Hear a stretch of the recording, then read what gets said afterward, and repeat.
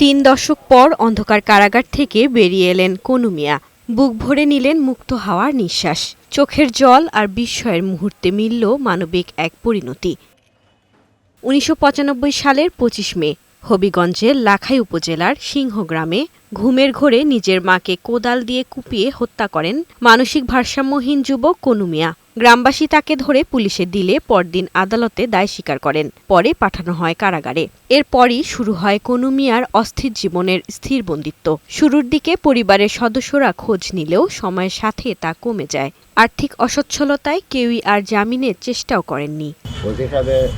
দফাদার দেয়া আমরা ভাই তো পাঠাইছে, তোমরা ভাই এগুলো গেলো সুস্থ হয়েছে, তোমরা আইন নাও। যারা আমার বাইরে ছাড়াইছে তারা কি দোয়া করি দিতে বাপ যত্ন করে খাওয়াইতার মু। এই দীর্ঘ বন্দিত্বের অবসান ঘটান জেলা legal aid officer Mohammad Abbas Uddin. চলতি মাসের ৮ জুলাই কারাগার পরিদর্শনে গিয়ে খোঁজ পান কনু মিয়ার। এরপর যোগাযোগ করেন মামলার বাদী ও পরিবারের সদস্যদের সঙ্গে। কনু মিয়া যিনি বন্দী, তার দুই ভাই আমার সাথে যোগাযোগ করে। তার জন্য একজন আইনজীবী অ্যাডভোকেট আব্দুল মজিদ ওনাকে অ্যাপয়েন্ট করি। কনু মিয়ার জামিন একটি সংবেদনশীল বিষয় হওয়ায় উচ্চ আদালতের নির্দেশে বিচারিক কার্যক্রম ছিল স্থগিত।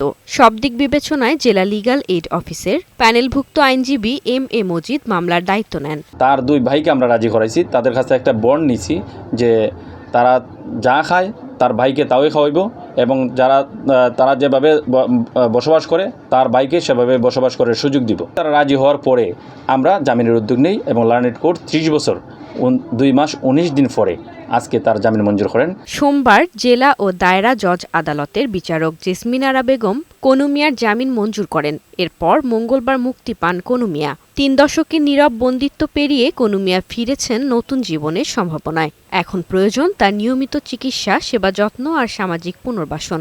পরিবার ও এলাকাবাসীর দাবি, মানবিক কারণে সরকারি সহায়তা দেয়া হোক এই অবহেলিত মানুষটিকে। প্রিয়ন্তি ইসলাম, বৈশাখী সংবাদ।